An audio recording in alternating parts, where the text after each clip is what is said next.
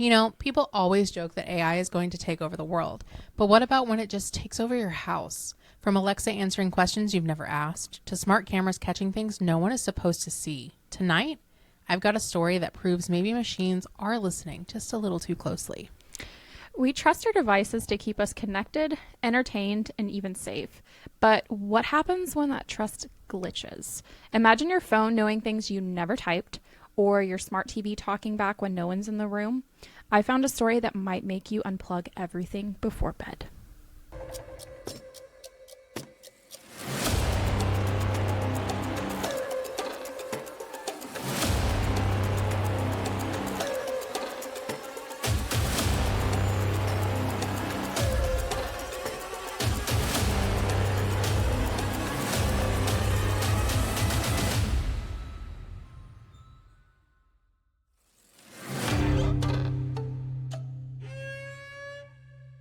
Hello, welcome back to the Afterlife Hotline. I'm Denisha. I am Ashley. And today we're taking AI to a whole nother level by finding Reddit horror stories where people have had some unexplained creepy experiences. Yep. And these experiences involve technology. Because, you know, it can do you no wrong. No. Technology. We always say technology is good until it isn't. Mm-hmm. Yeah. So I'm going to dive in first. The first one I'm going to read, and I don't have the Reddit users for these. Oh, I don't either. It's okay. But this one is called Offline. Ooh. I've been dreaming of this trip for months, a solo escape to the mountains, far from the noise of the city. I wanted silence, fresh air, and a chance to unplug. When I found the cozy cabin on a popular travel app, I did not hesitate. The listing promised a rustic retreat with modern comforts, nestled among the pines with a lake nearby. The photos showed a charming log cabin with a wide porch and a rocking chair, and the price was half of what the other places were charging. It seemed too good to pass up. I booked it instantly and set off, letting the app's navigation guide me. The drive started out fine, with rolling hills giving way to the dense forest as I climbed higher into the mountains. My phone signal weakened, dropping to 1 bar, then to none, but the app had downloaded the route, so I wasn't worried. The directions took me off the highway, onto a narrow, unpaved road that twisted through towering trees. The sun was dipping low, painting the sky orange, and the deeper I went, the more isolated I was starting to feel. After an hour on that winding road, I spotted the cabin. It matched the photos perfectly. A sturdy log structure with a stone chimney, a porch overlooking a clearing. I parked my car, a beat-up sedan that had seen better days, and stepped out, breathing in the crisp, pine-scented air. The silence was almost too perfect. No cars, no voices, just the faint rustling of leaves. Nobody is around. Honestly, nobody can hear you scream. God. The host had said the key would be under the rock by the door. I found it easily, let myself in, and the inside was just as advertised. A cozy living room with a stone fireplace, plush sofa, small kitchenette stocked with basics. A fire was already burning in the hearth, which struck me as odd since I hadn't started it. That would be weird. I figured the host must have set it up to welcome me in as a nice touch for such a cheap rental. I unpacked my bag, tossing my clothes into a drawer and setting my laptop on the table. It was getting dark, so I decided to take a quick walk around the property before settling in. The path behind the cabin led to the woods, so I followed it for a few minutes, enjoying the crunch of leaves under my boots. I cannot wait for that. I know. I'm so excited for all the fall things. The forest was dense, the trees blocking out the last bit of daylight. I didn't go far, maybe 10 minutes before turning back. I didn't want to get lost. When I returned, the cabin door was slightly open. I froze. I was sure I had closed it. My heart gave a little thud as I pushed it wider and stepped inside. Everything looked the same. My bag on the floor, the fire crackling, the kitchen untouched. Maybe I'd just been careless and left it ajar. Shaking off the unease, I shut it and firmly locked it. Then I heard it. Grasp it. Sorry. The lid. Then I heard it. A rustling from the bedroom. Not loud, but deliberate, like someone was moving around. My pulse quickened. I grabbed a heavy iron poker from the fireplace, its weight cold in my hand, and crept towards the bedroom door. My boots creaked on the wooden floor, and I winced at the sound. I pushed the door open slowly, holding my breath. There, by my suitcase, was a man. He was rummaging through my things, his back to me. His clothes were dirty, his hair matted, and he smelled faintly of sweat and smoke. My stomach dropped. "Hey," I shouted and gripped the poker tighter. He spun around, eyes wide with surprise. For a split second, we just stared at each other. His face was so weathered and with a scruffy beard and a scar across his cheek. He then bolted, shoving past me so hard I stumbled into the wall. The poker slipped from my hand and clattered to the floor. I scrambled up to run after him, but by the time I reached the porch, he was gone, swallowed by the dark forest. I stood there panting, my mind racing. Who was he? Was he a thief? A squatter? I went back inside and checked my suitcase. My wallet was missing. Cash, cards, everything. Oh, no. My phone was still in my pocket. When I pulled it out, the screen showed 5%, no signal. I couldn't call for help. I remember the app mentioning a small town about 20 miles back. I could get to my car and find a police station. I grabbed my keys and ran outside, but when I turned the ignition, the engine sputtered and died. I tried again. Nothing. The battery was dead, though I could have sworn it was fine when I arrived. This is a longer story than I remember. Panic set in. It was fully dark now, the forest a wall of black around the cabin. I went back inside and locked the door, dragging the sofa in front of it for good measure. I feel like that's a you thing right there. My phone died completely, leaving me with a flickering light of the fire. I sat Did you on not bring a charger? Apparently not. Well, they wanted to unplug, so my guess is they just... Oh, they really unplugged. Yeah. Clutching the poker, every creak of the cabin was making me jump. Then I heard it again. Footsteps outside, crunching on the gravel. Slow, deliberate steps, circling the cabin. My heart pounded so hard I thought it might burst. I strained to listen, hoping it was an animal, but then I heard a low whisper, too faint to make out the words. Was it the man from before? Was he back? Did he bring others? I crept to the window, peering through a gap in the curtains. I couldn't see anything, just darkness, and then footsteps stopped. For a moment, there was silence, and then a loud bang on the door made me jump back. The sofa shuddered, but it held. "Who's there?" I called, with my voice shaking. No answer, just another bang, harder this time. I backed away, grabbing the poker so tightly my knuckles were turning white, and scanned the room for another way out. There was a small window in the bedroom, barely big enough for me to squeeze through. I ran to it, fumbling with the latch, and it opened with a creak. The drop was only a few feet, but manageable. Another bang on the door, and I heard wood splintering. I didn't wait to see what was going to happen next. I climbed through the window, scraping my arm on the frame, and landed hard on the grass. Energies. Wow. I didn't stop to check for injuries. I just ran, plunging into the forest, poker still in hand. Branches scratched my face as I stumbled through the dark. My breath became ragged gasps. I didn't know where I was going. I just knew I had to get away. The forest was a maze, and I kept tripping. I'm starting to think this is not a true story, but more or less a horror story. The forest was a maze. I kept tripping over roots and rocks. Behind me, I heard shouts, faint but growing closer. I ducked behind a tree, crouching low, trying to quiet my breath. The voices passed, moving deeper into the woods. I waited, counting to 100 in my head before creeping out back towards the road. It took what felt like hours before I finally saw the outline of my car. I didn't dare to try to start it again. Instead, I followed the road on foot, keeping to the shadows, praying I'd find help. Dawn was breaking when I saw headlights in the distance. A pickup truck slowed as it approached, and I waved frantically. The driver was an old man with a kind face, and he rolled down his window and asked if I was okay. I poured out the story, the cabin, the intruder, the dead car, and his expression darkened. "That place hasn't been rented out for years," he said. "Folks around here said it had been taken over by squatters, and they've been in trouble for a good while." He drove me down to the town, where I reported everything to the police. They said they'd investigate, but warned that squatters were hard to track down. Later, I checked the travel app, but the listing was gone, like it had never existed. The man, who turned out to be the real property owner, explained that someone must have hacked the app or created a fake listing. He apologized profusely, offering to cover my losses, but the money didn't matter. I was just glad to be alive. I will never use that app again, and now I double-check every booking, calling the host directly before, and always have a backup plan. That night in the mountains taught me that technology can fail you when you need it the most, and sometimes the scariest things are the ones you can't see coming.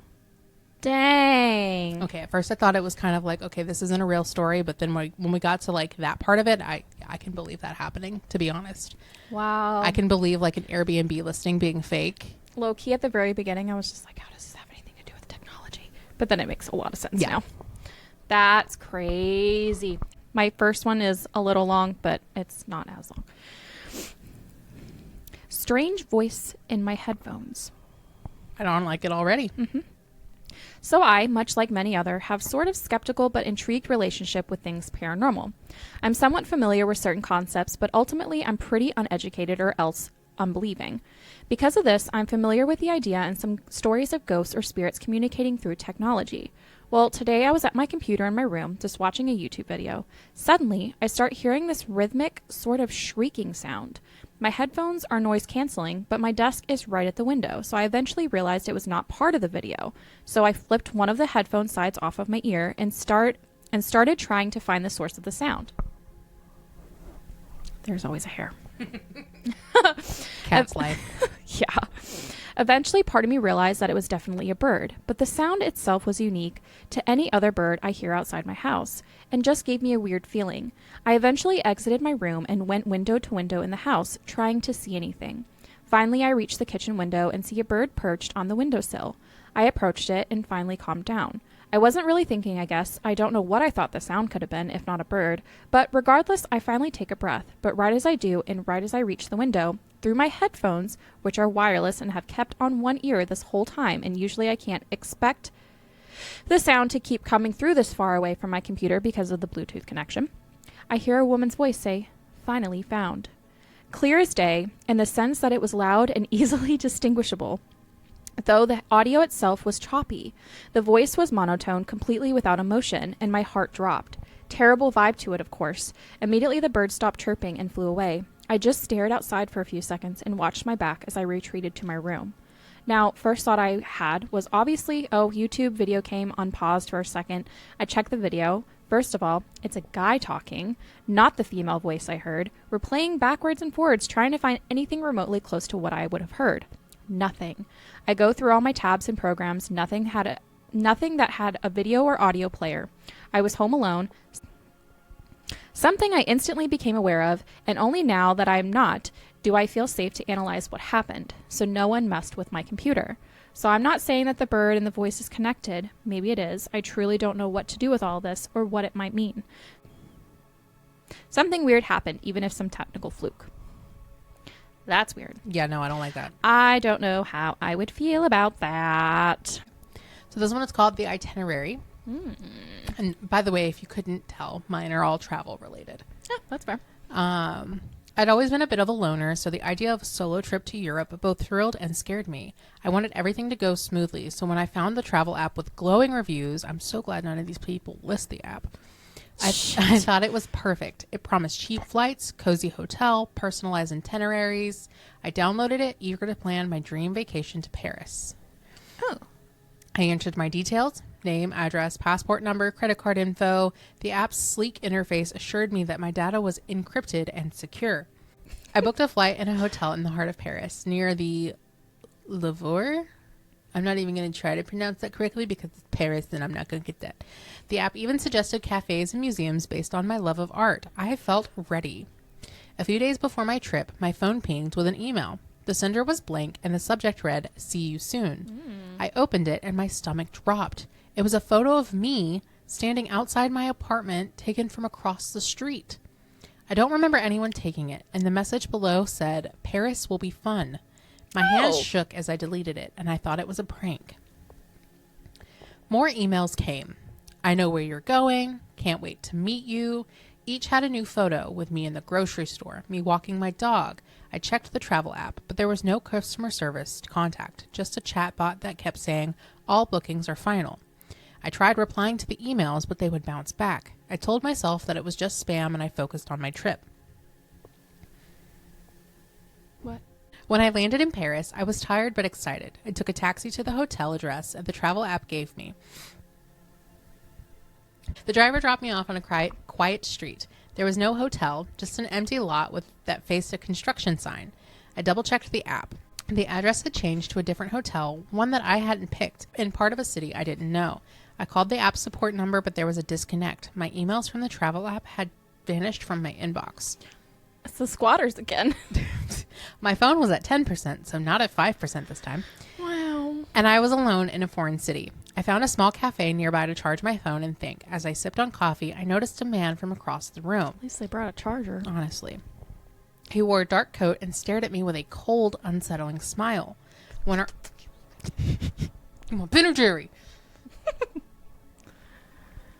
our eyes met, he stood and started walking towards me. I grabbed my bag and I bolted towards the door. I glanced back and he was following me. His pace quickened. My heart pounded as I ran through crowded streets, dodging tourists and vendors. I turned into a narrow alley, that's dumb, and hid behind a dumpster, my breath ragged. His footsteps echoed closer and then stopped. I held my breath, praying he would leave. After a long silence, the footsteps faded. I needed help. I remembered Clara, my friend I'd met on a travel forum. We'd never formally met in person, but she lived in Paris. I called her, my voice shaking.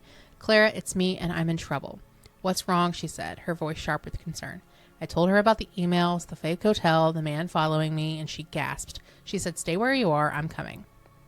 I gave her the street name and waited, scanning the alley for any signs that the man was there. Clara arrived 20 minutes later, her face pale. She was tall, with short brown hair and worried eyes. We need to get you somewhere safe. She grabbed my arm. As we walked to her apartment, she explained, I've heard about that travel app. It's a scam. They collect your data, passports, credit cards, and everything and sell it. Sometimes they lure people into a fake address for worse things. My blood ran cold. Like what? Robbery, kidnapping, trafficking, who knows? They target solo travelers like you. We reached her small apartment near Seine, S-E-I-N-E, whatever. Sounds good to me. Paris. I started to relax, sipping the tea that she had made, and then came a loud knock on the door. Clara peeked through the peephole and froze. It's him, she whispered. Before we could react, the door burst open. The man from the cafe stood with two others and held a knife, its blade glinting. Give us your passport and cards, he yelled, pointing at me. Clara stepped forward. Leave her alone, she said, steady but scared. The man laughed and said, stay out of this or you're next. I fumbled for my phone, trying to dial the police without them noticing. My hands were trembling. Just then, the laughter echoed from the street. A group of tourists passed by, and the men exchanged glances, nervous. Let's go, one muttered. They backed out, slamming the door. Clara locked it and turned to me. We're going to the police now. At the station, I told the officers everything. They took notes, their serious faces. We've seen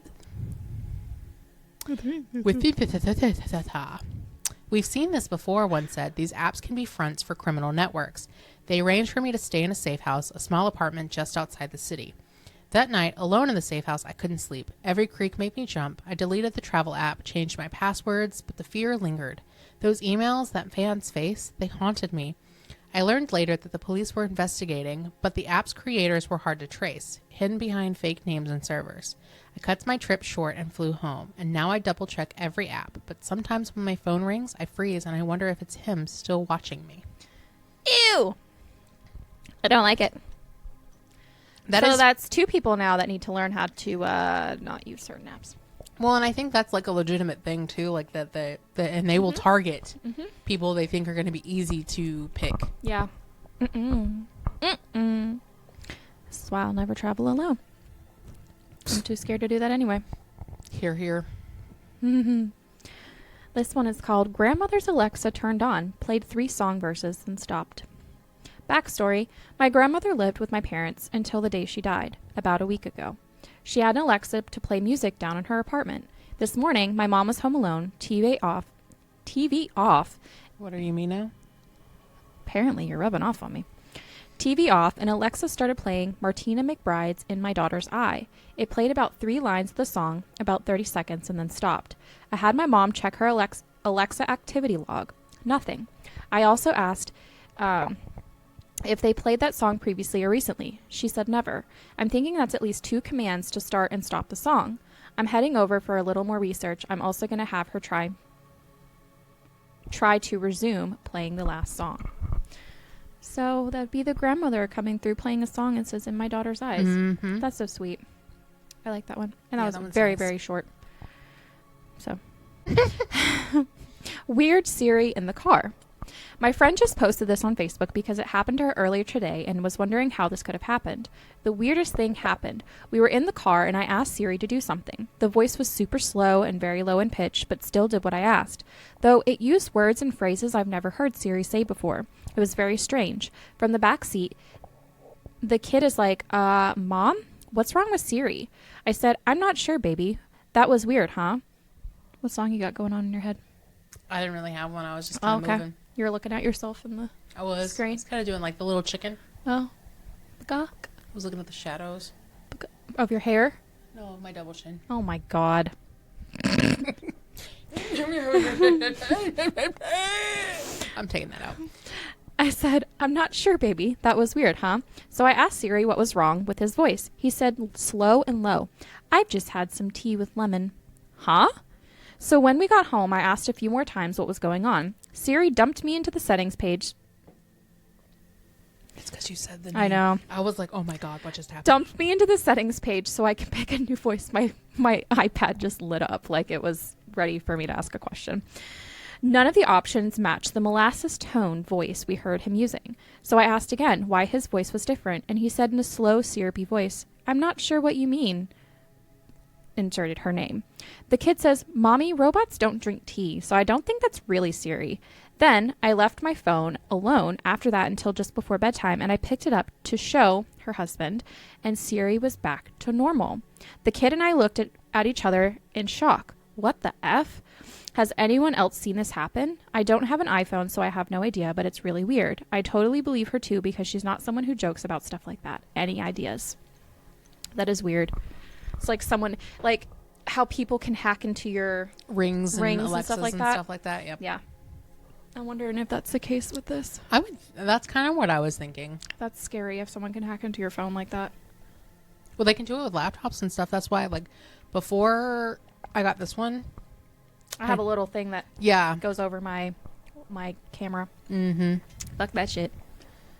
And it's either that or I would do like expo marker because that'll rub off. Yeah. So my last one is called No Signal, No Escape. No escape. I've always loved hiking, chasing the thrill of new trails and untouched scenery. This is something that all three of these people have in common is that they love doing stuff by themselves and they need to stop. When I heard about a travel app called Travel... Oh my God, another fucking app. I said they were all three travel, but this one actually gives us a name. Okay. So when I heard about a travel app called Travel App, which that doesn't sound scammy at all, promised to uncover hidden gems off the beaten path, and I couldn't wait to try it. Users raved about its ability to find secret spots with glowing reviews, and it seemed perfect for my weekend trip to the Redwood National Park. What could go wrong? I wanted a quiet trail, far from the usual tourist crowds. The app suggested Whispering Pines, a path through the ancient redwoods leading to a hidden waterfall. It sounded like a dream. And your death. I packed my backpack with water, snacks, and a first aid kit. Made sure my phone was fully charged and set off early Saturday morning. Something more the other two didn't do. Gosh, honestly. The drive to the park was smooth, but when I reached the trailhead marked by Travel App, I noticed something odd. The parking lot was empty and there were no signs for Whispering Pines. It's when you turn around and go home. That. I checked the app again and it insisted that this was the right spot. Shrugging it off, I figured it was just a lesser-known trail, and I laced up my hiking boots, adjusted my backpack, and started following the app's directions.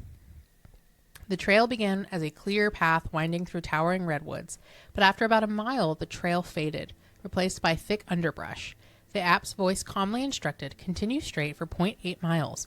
I pushed through, branches scratching my arm, but I trusted the app. Why would you do that?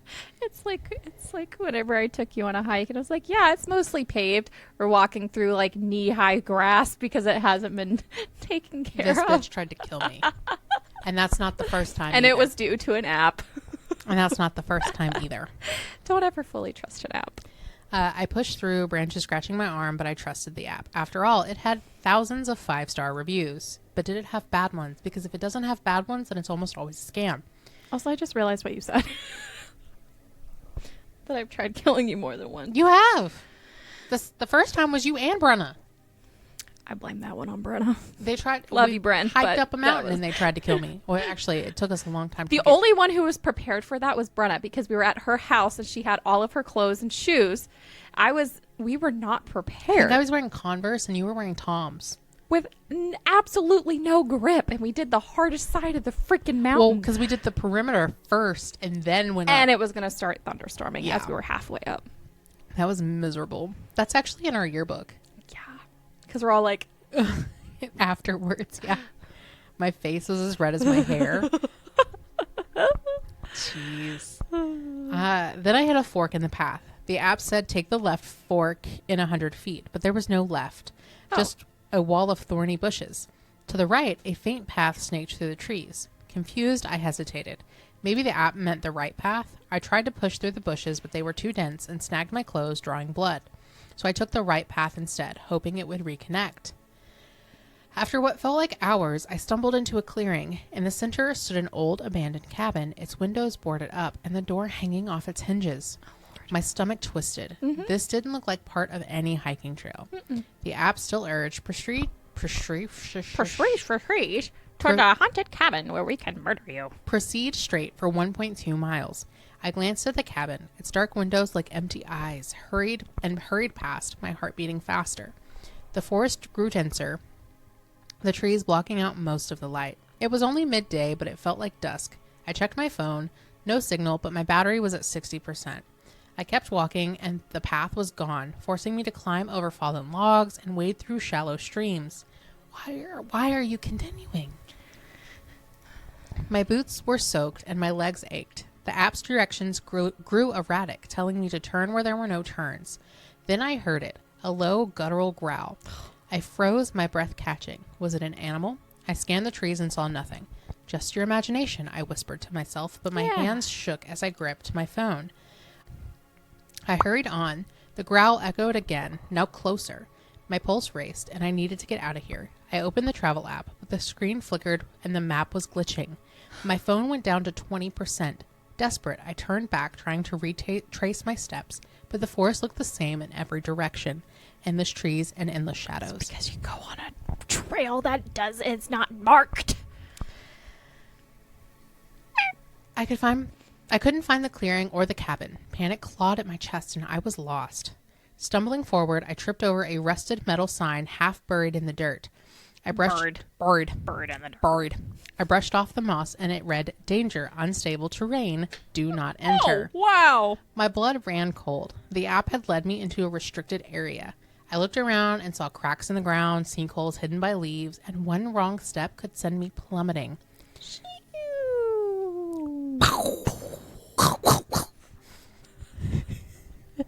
The growl came again, louder and closer. I spun around and saw yellow eyes glowing in the bushin. Bushin? What is happening? Bushes. A mountain lion crouched low and its muscles were tense. My heart pounded as I remembered what to do. Make yourself big, make noise. I raised my arms and shouted, "Get back, go away." My voice cracked, but I just kept yelling. The lion didn't move. It just stared, unblinking, its tail twitching. I backed away slowly, eyes locked on it and praying it wouldn't pounce. Then I turned and ran for the bushes, snapping things under my feet, my lungs burning. I didn't care where I was going, just get me away from those eyes. I ran until I collapsed against a tree, grasping for air.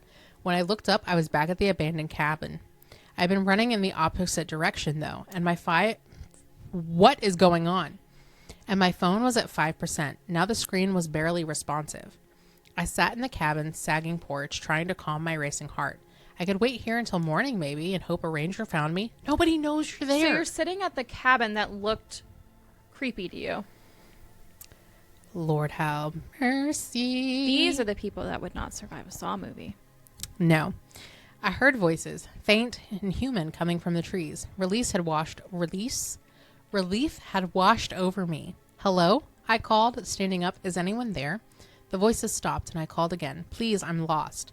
Silence, and then footsteps crunching on the leaves. A figure emerged from the shadows, a man in tattered clothes, his face smeared with dirt and eyes wild. He held a knife, its blade glinting faintly.